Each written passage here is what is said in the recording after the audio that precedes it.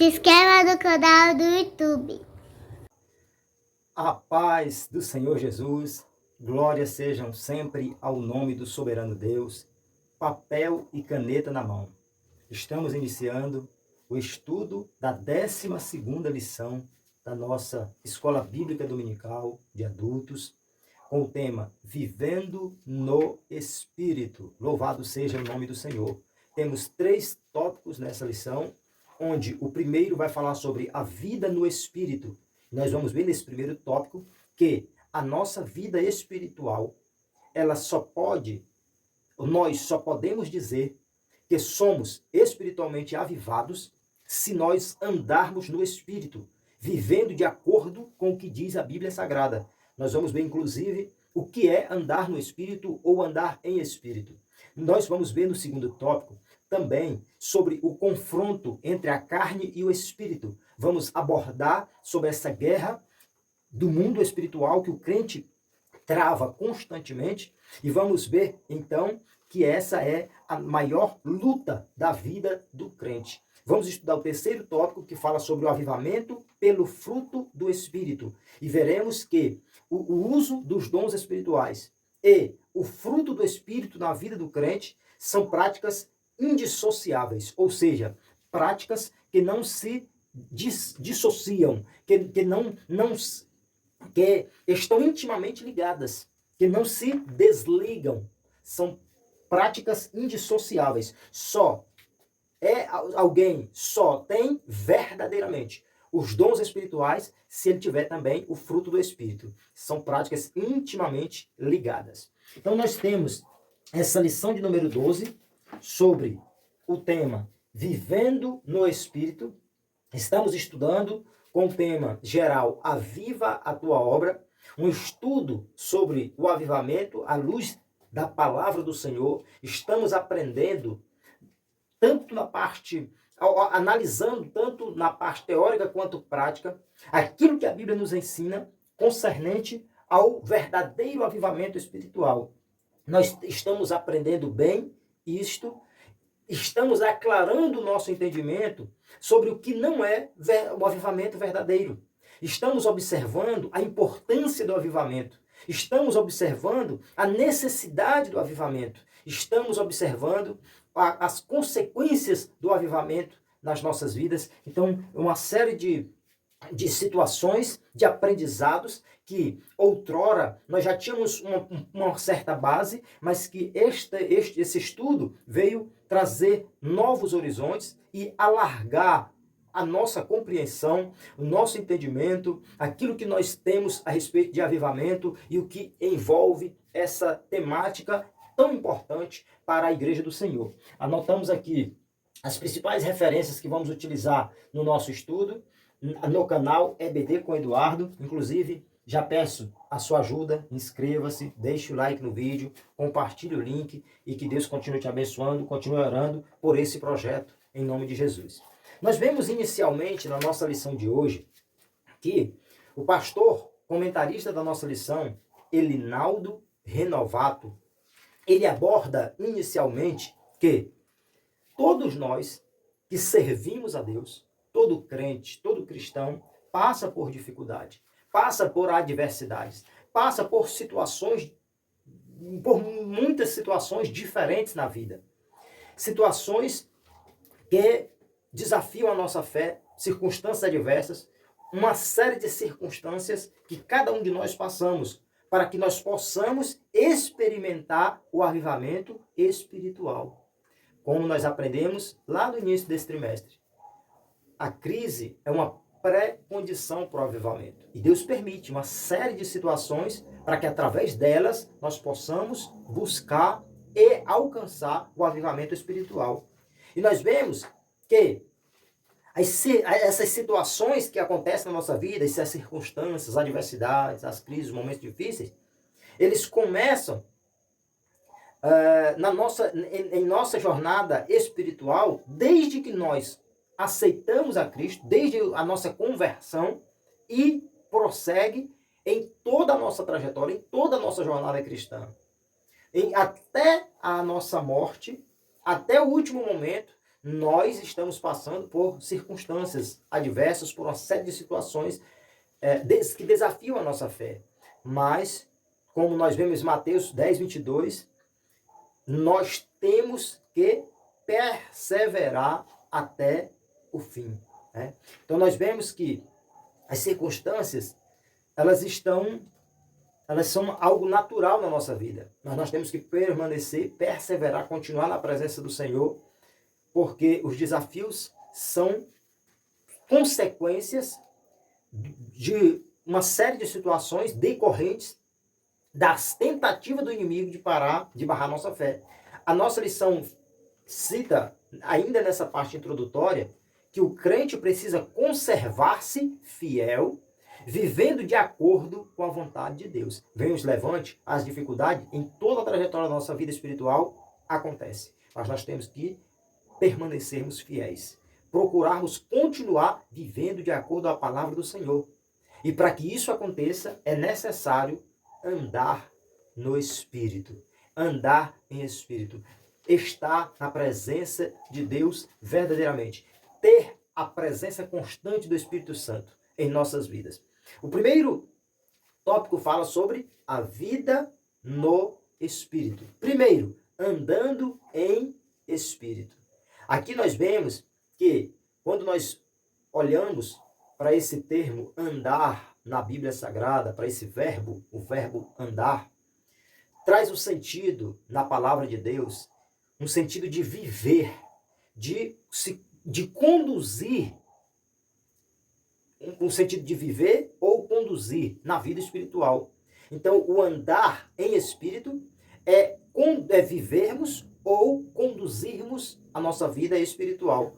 Gálatas capítulo 5, versículo 16, diz o apóstolo Paulo: andai em espírito e não cumprireis a concupiscência da carne.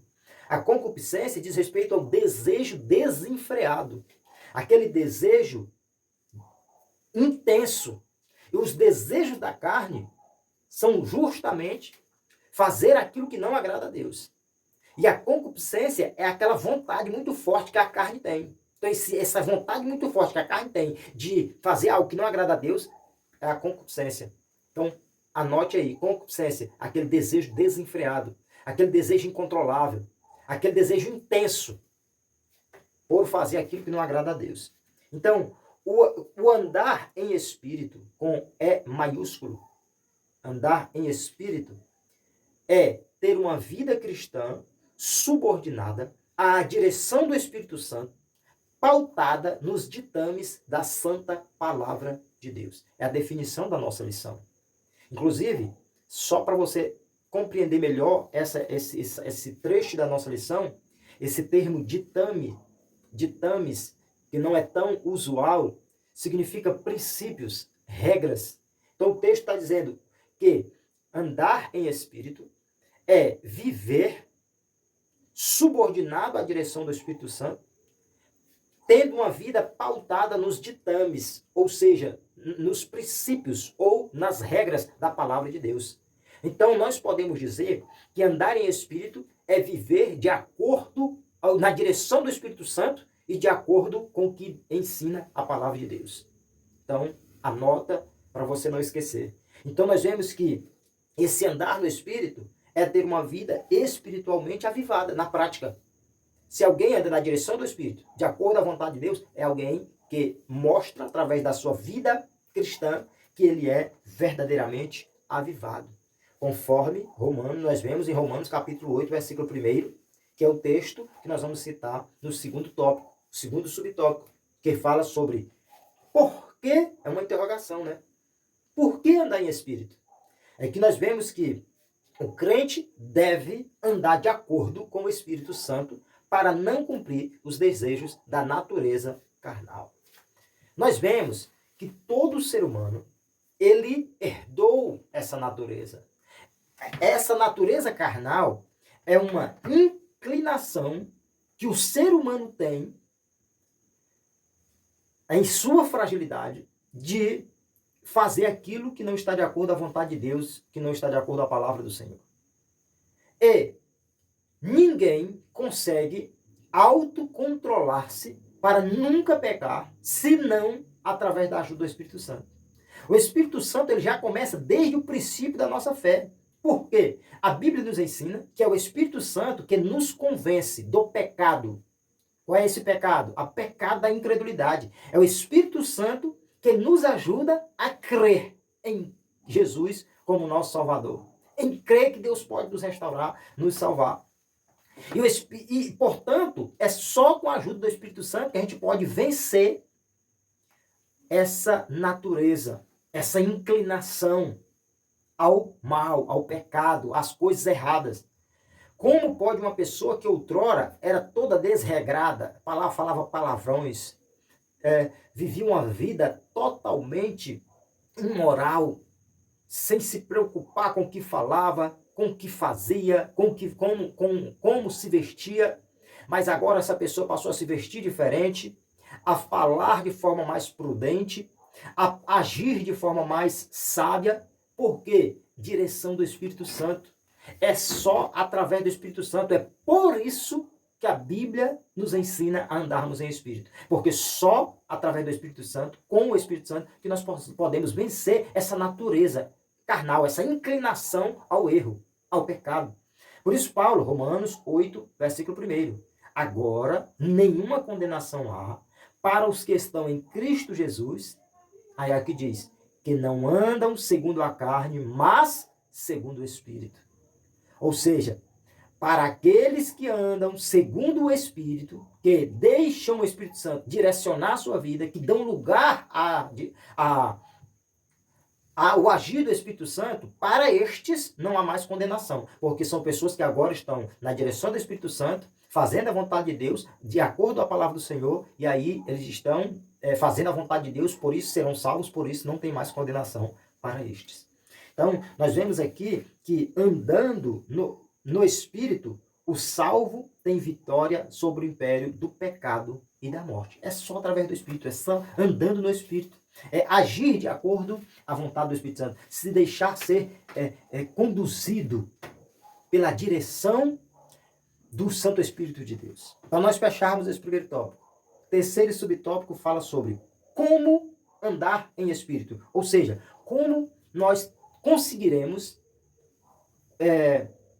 depois de sabermos que a Bíblia fala que nós temos que andar no Espírito, depois nós vimos o que é andar no Espírito. Agora, como que nós podemos andar em Espírito? Ou andar no Espírito? Como o ser humano vai conseguir? Como é que nós vamos?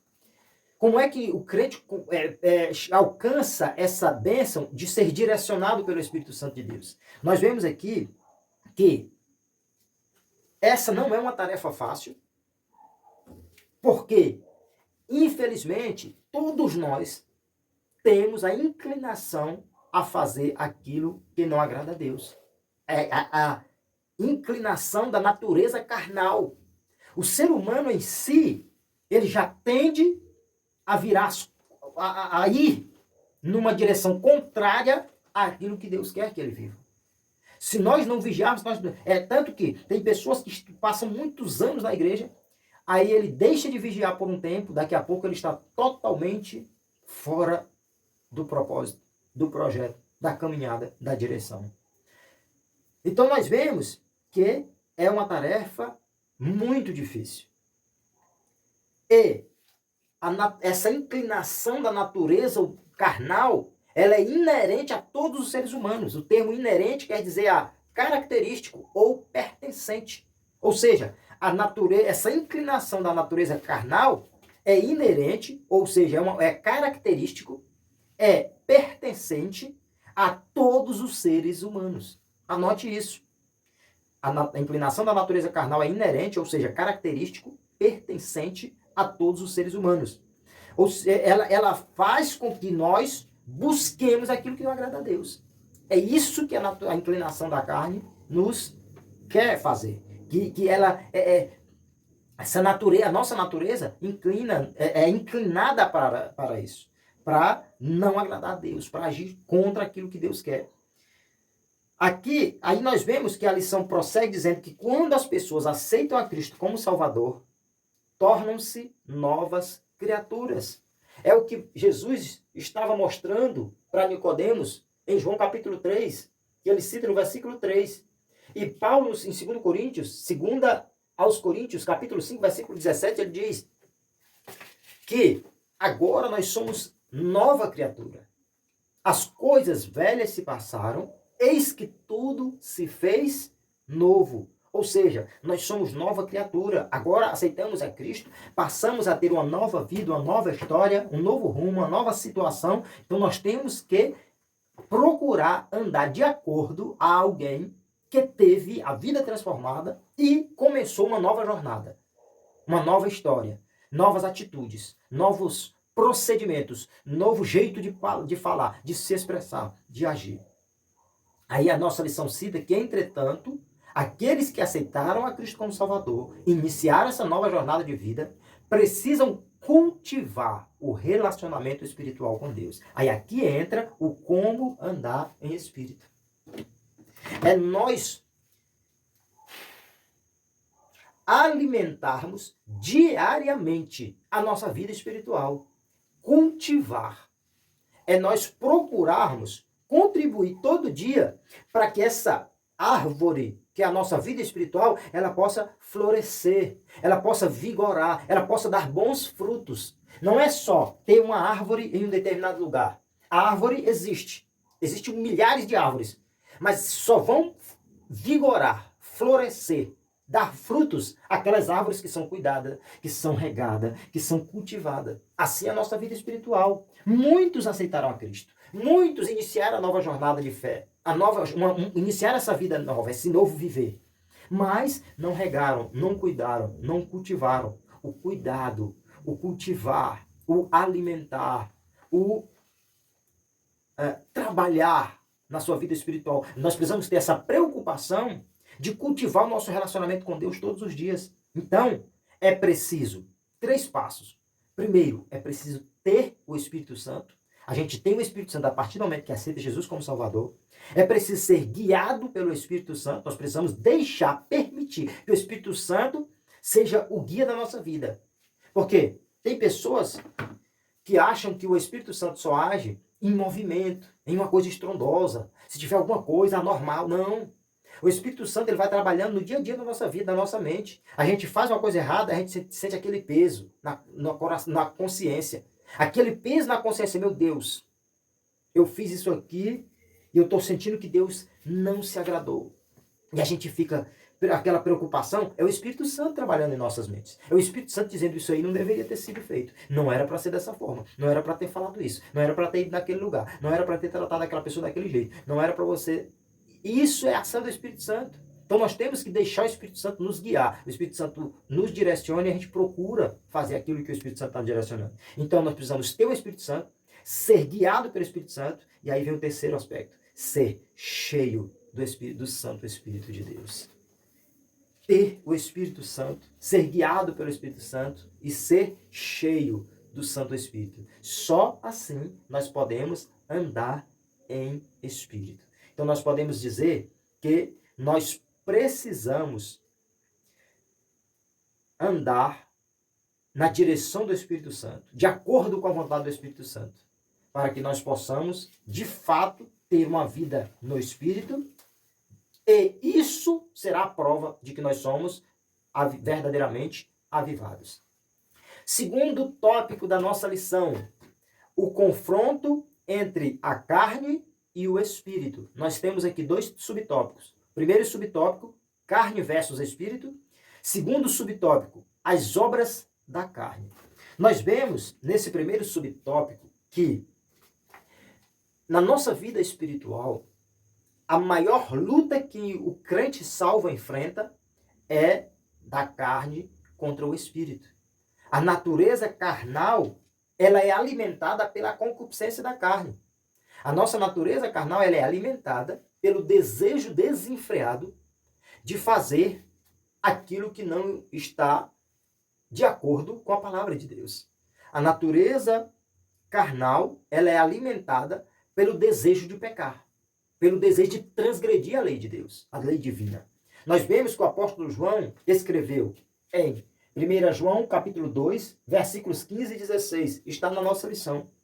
Não ameis o mundo e nem o que no mundo há. Se alguém ama o mundo, o amor do Pai não está nele. Porque tudo o que está no mundo, a concupiscência da carne, a concupiscência dos olhos e a soberba da vida, não é do Pai, mas do mundo. Então, tudo o que há no mundo, nós sabemos que a Bíblia utiliza esse termo mundo, pelo menos, em se tratando de três coisas diferentes. Mundo, em se tratando de universo, do planeta, do cosmos. Mundo, mundo como planeta é Salmo 24, verso 1. A Bíblia fala do mundo como sendo o ser humano, o mundo das pessoas, as pessoas que habitam no mundo, conforme nós vemos em João 3,16, mundo ali é o ser humano que está no planeta. E mundo como sistema. O sistema que que tem como senhor o inimigo. Conforme nós vemos essa aplicação da palavra mundo como sistema mundano em Romanos capítulo 12, versículo 2. E aqui, nesse versículo que acabamos de ver, em 1 João capítulo 2, versículo 15 e 16, o João está falando ali de mundo como sendo o sistema pecaminoso, o sistema dirigido, direcionado pelo inimigo, pelo diabo. Então nós vemos que o que existe no mundo como sistema do inimigo, tudo é direcionado em um sentido contrário àquilo que Deus quer que o ser humano viva. Então tudo que está no sistema mundano é coisa que desagrada a Deus. Por isso que a Bíblia diz, não ameis o mundo nesse sentido. Não é o mundo planeta, não é o mundo pessoas, é o mundo sistema. Não ameis esse sistema pecaminoso, não ameis esse sistema do diabo. Então, os costumes mundanos, as práticas mundanas, os desejos, tudo são coisas do sistema do inimigo que a Bíblia fala para nós não amar, para nós termos cuidado para não compactuar, para não viver de acordo, para não viver de modo semelhante. Né? E aí a nossa lição prossegue dizendo que muitos são seduzidos e afastados para longe de Deus, por meio de vários instrumentos que o inimigo utiliza. Quais são esses instrumentos que a nossa lição cita, que afasta muito o cristão da presença de Deus, que afasta muitos para longe de Deus? As falsas religiões, ou seja, religiões, segmentos religiosos, que não têm as suas regras, os seus princípios pautados na palavra de Deus verdadeiramente. E além das falsas religiões, nós vemos que o humanismo e o materialismo são outros instrumentos que afastam muito o crente da presença de Deus. As falsas religiões, o humanismo, o humanismo, ele centraliza tudo no ser humano. O ser humano é o centro de tudo. E nós sabemos que o centro de tudo, conforme que a Bíblia nos ensina, não é o ser humano, não somos nós. É Deus, é o Criador. Ele que nos criou, Ele que tem todo o poder. Nele é que está o centro de tudo. É a partir dele que as coisas têm que acontecer. É na direção dele que nós temos que viver.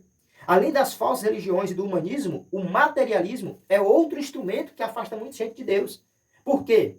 O materialismo é um sistema que centraliza tudo naquilo que é material, naquilo que que são conquistas, que são bens materiais, mas que são coisas efêmeras. Ou seja, passageiras.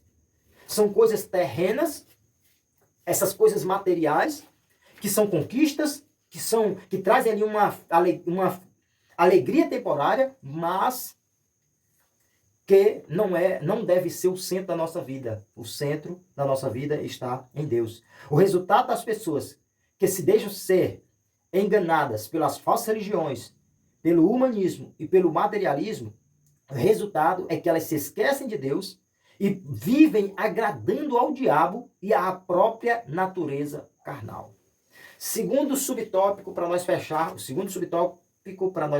esse segundo tópico. As obras da carne. O que é carne? É a natureza decaída do homem. A natureza decaída. É a natureza do ser humano que tem uma inclinação para o pecado. A inclinação da natureza humana é a prática de tudo que não agrada a Deus. Nós vemos que, conforme a segunda epístola conforme a epístola de Paulo aos Gálatas, nós vemos que as obras da carne dizem respeito a práticas, atitudes e pensamentos que são contrários à santidade que Deus exige dos seus servos, dos seus filhos. E nós vemos ainda que estas obras da carne, elas podem ser classificadas em várias categorias, como práticas sexuais ilícitas. Todo tipo de prática sexual ilícita diz respeito a uma categoria de obras da carne. Outra categoria de obras da carne, práticas religiosas. Outra, mau relacionamento humano. Outra, vícios e maus hábitos. Nós vemos que o apóstolo Paulo, quando trata ali conforme a nossa leitura bíblica em classe, Gálatas capítulo 5, versículo 19 ao 25, que ele fala das obras da carne, que ele enumera ali em torno de 15 obras da carne, como sendo prostituição, impureza, lascívia, idolatria. E aí depois que ele cita uma série de obras da carne, ele diz: quem comete estas e outras coisas semelhantes não herdarão o reino de Deus. Aí ele diz: mas o fruto do Espírito é amor, gozo, paz, longanimidade, benignidade, bondade, fé, mansidão, temperança. Né? E ele diz que os que crucificaram a carne com as suas paixões, os que são de Cristo crucificaram a carne e com as suas paixões e concupiscências. E ele encerra dizendo: se vivemos no Espírito, andemos também no Espírito. Aí então nós vemos que Paulo encerra essa parte da carta que ele escreve aos Gálatas dizendo: os que cometem tais coisas não herdarão o reino de Deus. Versículo 21 do capítulo 5 de Gálatas. Quando ele encerra ali, nesse conjunto de versículos que eu acabei de citar, quando ele encerra a parte da relação das obras da carne, ele encerra ali aquela sequência de obras da carne que ele cita, dizendo que os que praticam tais coisas não herdarão o reino de Deus. Para nós fecharmos o nosso comentário de hoje sobre vivendo no Espírito, terceiro e último tópico, o avivamento pelo fruto do Espírito. Aqui eu digo que é mais uma abordagem que nós estamos tendo nesse trimestre, que mostra para muitos que muitos movimentos que já aconteceram e acontecem em muitas igrejas não é verdadeiro avivamento espiritual.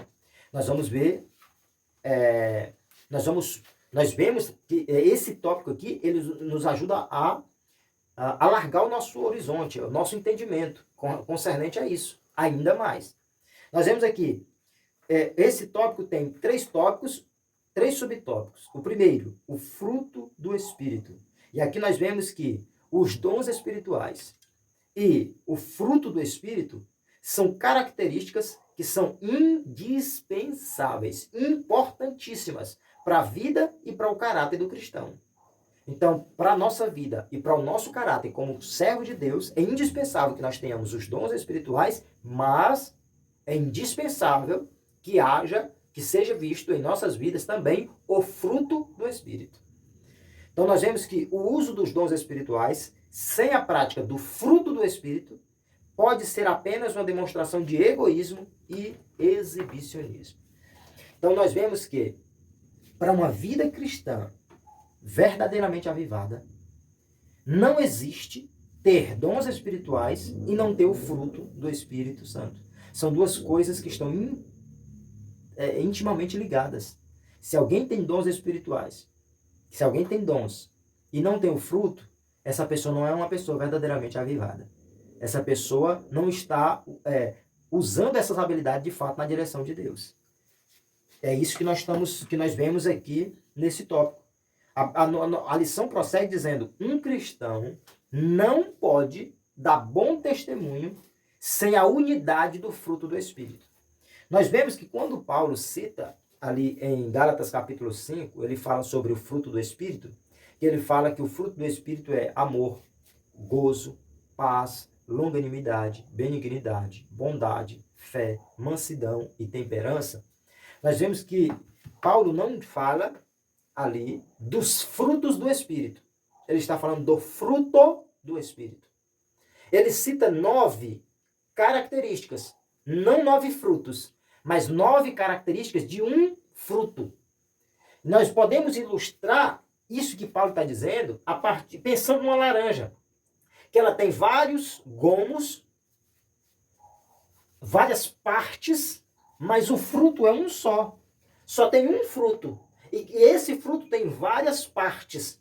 Assim como o fruto do Espírito. Não são vários frutos. É apenas um. É um fruto. O fruto do Espírito, ele é composto de 9 características. Estas 9 características são as citadas pelo apóstolo Paulo em Gálatas capítulo 5, no versículo 22. Que ele fala sobre o amor, a alegria, que é o gozo, a paz, a paciência, a benignidade, a bondade, a fé, a mansidão, o domínio próprio, que é a temperança. Então, é importante nós deixarmos isso bem claro sobre o que Paulo diz em Romanos capítulo 5, versículo 22. Então, nós vemos que esse é o fruto do Espírito, que é indispensável que o cristão tenha na sua vida o fruto do Espírito, que é uma demonstração indispensável de que essa pessoa é verdadeiramente avivada. Segundo subtópico, os 9 aspectos do fruto do Espírito. Então nós vemos aqui que a Bíblia deixa claro que é um fruto que ele tem 9 aspectos ou características. Aí nós vemos que a primeira característica, ou o primeiro aspecto citado pelo apóstolo Paulo, 22, do capítulo 5 de Gálatas, é o amor. E aí nós vemos que na Bíblia, amor é mais que filantropia. Então, o amor que a Bíblia está falando ali, não é aquele amor filantrópico. Ou seja, filantropia diz respeito à ajuda, ao altruísmo. Então, a pessoa que gosta de ajudar, que tem um coração altruísta, é alguém que tem um amor altruísta. Um amor que leva ela a gostar, a ter desejo, a ter vontade de ajudar alguém. Mas o amor que a Bíblia está falando é um amor que vai além da filantropia, que vai além de alguém que gosta de ajudar os outros.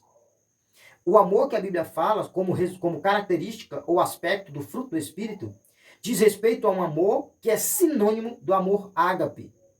É como Deus derramar ou colocar do seu amor no coração do homem.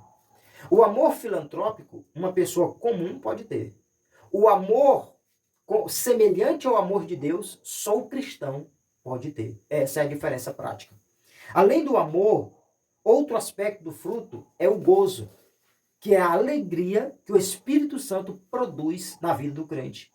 O terceiro aspecto é a paz, que é a paz de Deus que excede todo o entendimento. Então é uma paz que está além do que o ser humano pode compreender. O quarto aspecto, longanimidade. Esse aspecto do fruto diz respeito à paciência que o crente adquire para suportar dificuldades e suportar os defeitos uns dos outros. Outrora fulano não suportava ciclano. Agora ele suporta, agora ele tem mais paciência. Isso aí é a longanimidade como aspecto do fruto do Espírito. Quinto aspecto, benignidade. É a qualidade de alguém que é benigno, qualidade de alguém que é bondoso, que é uma pessoa bondosa. E sexto, bondade, que diz respeito àquele que é bom. Então, benignidade e bondade são dois aspectos que estão ali colados um no outro. A benignidade é alguém que gosta de ajudar. A bondade é alguém que ajuda, que é bom, que demonstra. Então, uma pessoa benigna, ela tem a inclinação por fazer aquilo que é bom. A pessoa bondosa, ela faz aquilo que é bom. O outro aspecto, o sétimo, fé. Essa fé, como aspecto do fruto do Espírito, não é a fé natural de crer em Deus. Mas é a fé que é produzida pelo Espírito Santo em nossos corações. Tem pessoas que acreditam que Deus é Deus, que Deus tem poder, mas ela não tem temor a Deus. Então ela não tem essa fé como aspecto do fruto do Espírito. Essa fé é diferente. Essa fé não é a fé natural. É a fé que o Espírito Santo produz na vida do cristão. Então, se ela é produzida pelo Espírito Santo, então é só por quem tem o Espírito Santo na vida. E só quem tem o Espírito Santo na vida é quem já passou pelo processo pelo aspecto da conversão. Só quem se converteu, quem aceitou a Jesus como Salvador. O oitavo aspecto, mansidão, diz respeito àquele que é manso, aquela pessoa sossegada, aquela pessoa tranquila, que outrora era explosivo e que agora o Espírito Santo está ajudando ele a agir com mansidão, de forma mais branda, de forma mais dócil. E nono aspecto, temperança, que diz respeito ao autocontrole ou domínio próprio. Outrora, nós agimos por impulso, agimos sempre sem pensar, e aí agora o Espírito Santo vai nos direcionando, ele vai nos moldando, e aí a gente passa a ser ter mais temperança, ou seja, passa a ter mais domínio das nossas próprias atitudes, a termos mais controle sobre quanto àquilo que nós vamos falar, como vamos agir, e etc. Então esses são os 9 aspectos do fruto do Espírito. Para fecharmos aqui, contra o fruto do Espírito não há lei. Nós vemos que os que são de Cristo crucificaram a carne com as suas paixões e concupiscências, conforme Paulo cita no final do trecho de versículos que nós citamos há pouco, de Gálatas capítulo 5. E nós vemos, portanto, que os dons espirituais só têm valor se forem acompanhados do fruto do Espírito. Resumindo, alguém só pode ser considerado verdadeiramente avivado, alguém só pode ser considerado que tem os frutos do Espírito e que utiliza, ou seja, que tem os dons espirituais e que utiliza seus dons na direção do Espírito Santo, se essa pessoa tiver uma vida que demonstre que o fruto do Espírito está na vida dela. Que ela se deixe ser direcionada pelo Espírito Santo, a ponto de o Espírito Santo derramar o amor de Deus no seu coração, do Espírito Santo dar a este o gozo, a alegria que só pode vir dele, do Espírito Santo fazer com que essa pessoa seja mais benigna, longânima, bondosa, que tenha fé, mansidão, domínio próprio, que alcançamos na pessoa do Santo Espírito de Deus. Concluímos a nossa lição, portanto, dizendo que os crentes avivados